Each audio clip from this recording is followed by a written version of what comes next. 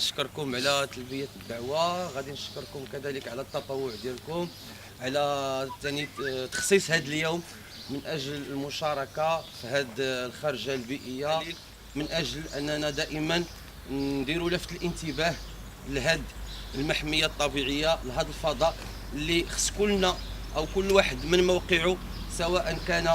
فاعلا أو فاعل جمعوي أو جمعوية أو مسؤول أو منتخب، أنه خصو يدير يد الله من أجل أن نحافظوا على هذا الفضاء الطبيعي.